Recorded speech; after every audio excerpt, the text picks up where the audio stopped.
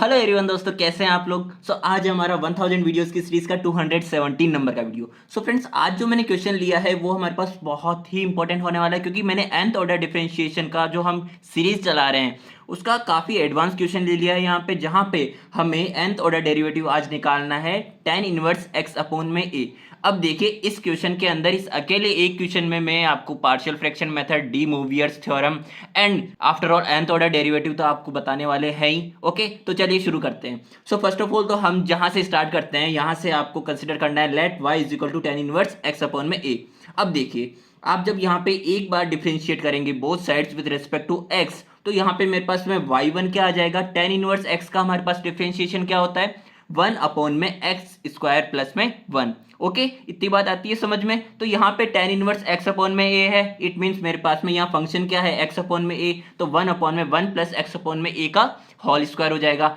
जहां से मेरा जो फंक्शन है x अपॉन में a, इसका भी आफ्टर ऑल डिफरेंशिएशन करना पड़ेगा। ये तो हमारे पास में फंक्शन का डिफरेंशिएशन हुआ tan इनवर्स का, एंड देन हमारा जो फंक्शन है tan इनवर्स में, इसका हमारे पास differentiation tan inverse x upon में a का हमारे पास में पूरा डिफरेंशिएशन तो यही कहलाएगा ना। ओके, तो यहाँ पे मेरे पास में x अपॉन में a का डिफरेंशिएशन क्या हो जाएगा, ओनली हो जाएगा 1 अपॉन में a, क्योंकि 1 अपॉन में a एज ए कांस्टेंट आ जाएगा एंड x का x के रेस्पेक्ट में हमारा 1 हो जाएगा। ओके, तो यहाँ से मेरे पास में जो y1 की वैल्यू आएगी वो आएगी मेरे पास में आफ्टर कैंसिल आउट a से a अपॉन में एक्स स्क्वायर प्लस में a स्क्वायर। यहाँ से देखिए, अब जब मेरे पास में y1 आ चुका है, हमें क्या निकालना है, nth order derivative. It means मुझे n माइनस 1 टाइम्स और डेरिवेटिव निकालना है ना इसका। ओके, फर्स्ट ऑफ ऑल तो यहाँ पे देखिए a अपॉन में x square plus a square को आप लिख सकते हो x plus iota a multiplication x minus iota a। अब यहाँ पे a plus b and a minus b जो हमने फॉर्मूला पढ़ा था एल्जेब्रिक इक्वेशंस में, वहां पे क्या था, a square minus b square. It means x square minus में आयोटा स्क्वायर a स्क्वायर, मेरे पास में x square plus a square बन रहा है कि नहीं बन रहा है, देखो आप खुद ही। क्योंकि आयोटा स्क्वायर हमारे पास जो इमेजिनरी नंबर है उसकी वैल्यू हमारे पास क्या होती है, -1 होती है, क्योंकि आयोटा हमारे पास रूट ओवर -1 होता है। यहाँ से मेरे पास में जब हम -1 को यहाँ रखेंगे तो मेरे पास x square plus a square आ रहा है ना। ओके, तो देखिए अब मेरे पास जब a अपॉन में x plus iota a multiplication x minus iota a यहाँ तक आ चुका है, तो अब मुझे इसको सिंप्लीफाई करना है। बट सिंप्लीफाई किसकी हेल्प से करेंगे, हम पार्शियल फ्रैक्शन मेथड की हेल्प से, क्योंकि यहाँ पे मुझे इन दोनों को single non repeated linear factors में कन्वर्ट करना है। ओके, तो यहाँ से देखिए a अपॉन में x plus iota a and x minus iota को मैंने लिख दिया है a अपॉन में x plus iota a plus में b अपॉन में x माइनस आयोटा a। अब ये जो पार्शियल फ्रैक्शन मेथड हम यहाँ पे अप्लाई कर रहे हैं, यहाँ पे केस लग रहा है नॉन रिपीटेड लीनियर फैक्टर्स जब हमारे पास डिनोमिनेटर में हो, क्योंकि ये हमारे पास लीनियर है, x की पावर 1 है and x plus iota a का जो हमारे पास फैक्टर है इसकी भी ओवरऑल पावर 1 है। इट मीन्स ये नॉन रिपीटेड है। ओके, यहाँ से मेरे पास जब मैं इसको सॉल्व करने जाऊंगा तो यहाँ पे हम एलसीएम लेंगे, तो मेरे पास a के मल्टीप्लीकेशन में आ जाएगा जो इसके डिनोमिनेटर में है उसको छोड़ के, यानी कि a multiplication x minus iota a plus में b मल्टीप्लीकेशन इसको छोड़ के x plus iota a divided by x plus iota a and x minus iota a। तो ये दोनों कैंसिल आउट हो जाएंगे मेरे पास। अब देखिए, यहाँ से a is equal to a x minus iota a plus b x plus iota a आ गया है। अब यहाँ से a एंड b जो मेरे पास कांस्टेंट कोफिशिएंट्स है पार्शियल फ्रैक्शन मेथड के, इनकी वैल्यूज निकालनी है। तो हमें यहाँ से इस तरह इनकी वैल्यूज डिटरमाइन करनी रहती है कि जब आप x की वैल्यू को यहाँ पे कंसीडर करें ना, तो एक वैल्यू कंसीडर करने पे जो दूसरा b के कोफिशिएंट के साथ में है ना हमारे पास में टर्म, इसका वैल्यू हमारे पास 0 बन जाए ताकि हम a की वैल्यू निकाल सके। कहने का मतलब है कि जब यहाँ पे आप x is equal to iota a रखेंगे तो यहाँ पे तो मेरे पास में 2 आयोटा ए का टर्म बनेगा, बट ये वाला पूरा टर्म मेरे पास 0 हो जाएगा। तो यहाँ से मैं कह सकता हूँ कि b की वैल्यू आ जाएगी। तो इट मीन्स यहाँ से देखिए a is equal to b 2 iota a, यानी कि b इज इक्वल टू हो जाएगा 1 अपॉन में 2 आयोटा, क्योंकि हमारे पास a से a कैंसिल आउट हो जाएगा। एज इट इज अगर मैं x is equal to minus का आयोटा यहाँ पे रखता हूँ तो मैं यहाँ से इस टर्म को 0 करके a की वैल्यू निकाल सकता हूँ। यहाँ पे x is equal to minus का आयोटा रखेंगे जब हम, तो a is equal to a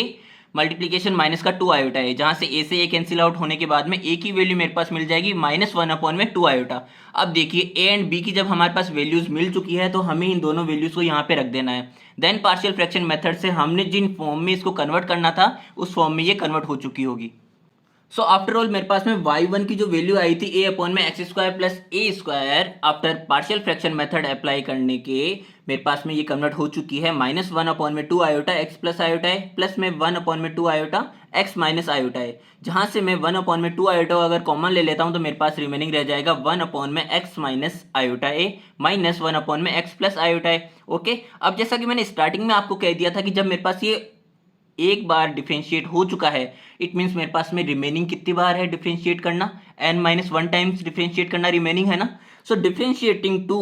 n-1 times. Okay, so यहाँ से जब हम n-1 टाइम्स को डिफरेंशिएट करेंगे तो यहाँ पे तो y ऑफ n आ जाएगा, एंड देन यहाँ पे जब हम इसको करेंगे d ऑफ n-1, जो डिफरेंशियल ऑपरेटर है, ये d ऑफ n-1 को कहेंगे differential operator of n-1 times के लिए। सो यहाँ पे मेरे पास में 1/2 आयोटा, ये पूरा term as it is, and then इनका हमें 1/2 आयोटा जो एज ए कांस्टेंट है उसको हमें बाहर रखना है, एंड जो हमारे पास फंक्शन है इनका हमारे पास में क्या करना है, n-1 टाइम डिफरेंशिएशन करना है। सो देखिए आपको इनका डिफरेंशिएशन किस तरह से करना है, n-1 टाइम्स। तो देखिए आपके पास में फॉर्मूला था nth ऑर्डर डेरिवेटिव का, क्या निकालने के लिए, 1/ax प्लस बी का nth ऑर्डर डेरिवेटिव निकालने के लिए। तो मैं यहाँ से इस फॉर्म को इससे कंपेयर कर सकता हूँ ना, जहाँ पे x का कोफिशिएंट a है, इट मीन्स यहाँ पे x का कोफिशिएंट 1 है तो a की वैल्यू मेरे पास 1 हो जाएगी, एंड जो b यहाँ पे है उस b की वैल्यू हो जाएगी माइनस का iota a। Okay, so nth order के लिए मेरे पास में nth ऑर्डर डेरिवेटिव आता है y of n is equal to -1 to the power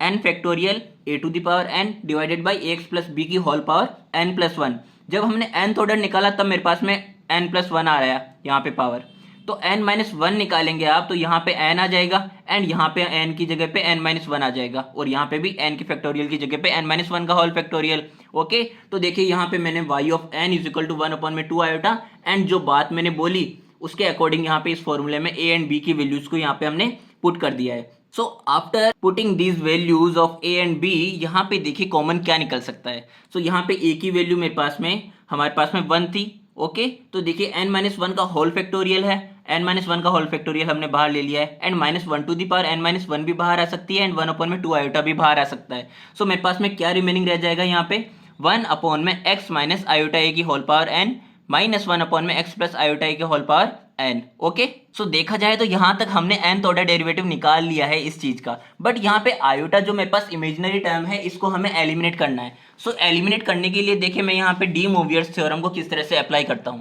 so first of all तो जैसा कि मैंने कहा यहाँ पे मुझे फर्दर सिंप्लीफाई करने के लिए and eliminating imaginary number iota, यहाँ पे मुझे y of n is equal to 1/2 iota हमारी टर्म निकल के आई है, इसमें x is equal to r cos theta and y is equal to r sin theta रखते हैं। ओके, तो यहाँ पे x एंड y तो है नहीं मेरे पास, बट x एंड a है, तो x is equal to r cos theta and y is equal to यानी कि a is equal to r sin theta यहाँ पे मैं वैल्यू रखने वाला हूँ। ओके, तो देखिए यहाँ से आप जब इन दोनों वैल्यूज को रखते हो तो आपके पास में रिजल्ट्स क्या क्या आते हैं, r square is equal to x square plus में वाई स्क्वायर, जहाँ पे मेरे पास में अभी के लिए ए स्क्वायर है, तो आर स्क्वायर की वैल्यू आ जाती है x square plus a square, and r की वैल्यू मेरे पास आ जाएगी root of x square plus में ए स्क्वायर। एंड जब आप थीटा की वैल्यू निकालने जाएंगे तो यहाँ से देखिए जब आप a डिवाइडेड बाई एक्स करेंगे, a डिवाइडेड बाई एक्स करेंगे तो r से r कैंसिल आउट हो जाएगा, एंड साइन थीटा अपॉन में कॉस थीटा आ जाएगा tan थीटा, तो यहाँ से मेरे पास में देखिए theta is equal to tan inverse में a बाई एक्स हो जाएगा। Okay, so r and theta की वैल्यू तो आप निकाल चुके हैं, अब यहाँ से y ऑफ n के लिए सिंप्लीफाई करना है आपको वैल्यू को। सो y ऑफ n के लिए हमारे पास जो टर्म आया था इसमें ये डिवाइड में था, इन पावर्स को मैं न्यूमरेटर में ले गया तो जो मेरे पावर n थी वो पावर हो गई माइनस का n। ओके, एंड देन यहाँ से अब मुझे क्या करना है, अप्लाई करना है x एंड a की वैल्यू को रख के De Moivre's theorem. So x is equal to r cos theta रख दिया है एंड a की वैल्यू r sin थीटा रख दिया है, जहाँ से देखिए फर्स्ट ऑफ ऑल तो मैं यहाँ से r कॉमन ले सकता हूँ, यानी कि r को जब मैं कॉमन लेने जाऊंगा तो r to the power minus n common बाहर आएगी। ओके, इतनी बात आती है समझ में, ठीक है। So first of all De Moivre's theorem देख लीजिए, जो हम पूरी वीडियो में डी मोवियर्स थ्योरम कर रहे थे, आखिर डी मोवियर्स थ्योरम को किस तरह से अप्लाई करेंगे वो देखिए। So complex number x and integer n के केस में हमारे पास में cos x plus iota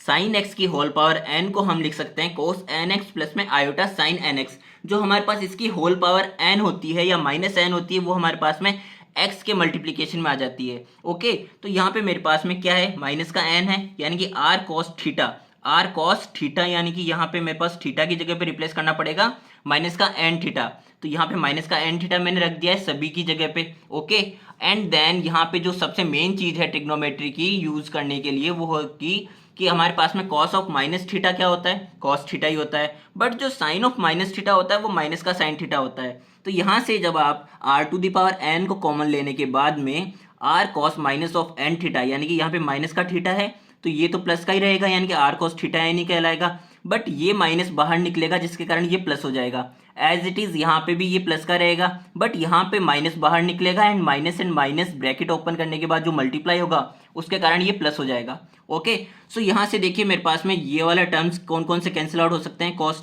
theta N वाला, ये वाले दोनों टर्म्स कैंसिल आउट हो गए and iota r sine n theta, iota r sine n theta, यहाँ पे मेरे पास में क्या क्या आ जाएगा, 2 iota r sine n theta. अब यहाँ से अगर आपने नोटिस किया हो तो मैंने एक मिस्टेक की है। देखिए मिस्टेक क्या की थी, हमने r की पावर n जो थी, r to the power minus n को हमने बाहर ले लिया था, तो यहाँ से हमको r को वापस से लेने की जरूरत नहीं है। ओके, सो यहाँ से आप r को सिंपली रिमूव कर सकते हो, हर एक इक्वेशन में से, हर एक टर्म में से यहाँ से r को आप सिंपली हटा सकते हो। ओके, सो यहाँ से हमारे पास जो फाइनल आंसर फॉर्म होगा वो होगा -1 टू द पावर n-1 का whole factorial sine n theta, क्योंकि यहाँ से 2 से 2 कैंसिल आउट हो गया, आयोटा से आयोटा कैंसिल आउट हो गया, and divided by r to the power n, जहाँ से r एंड थीटा की वैल्यू हम यहाँ से कंक्लूड कर सकते हैं कि r is equal to root of x square plus a square है and theta is equal to tan inverse a by x है। ओके, सो ये था हमारा आज का video. Thank you so much देखने के लिए, मिलता है हमारे नेक्स्ट वीडियो में।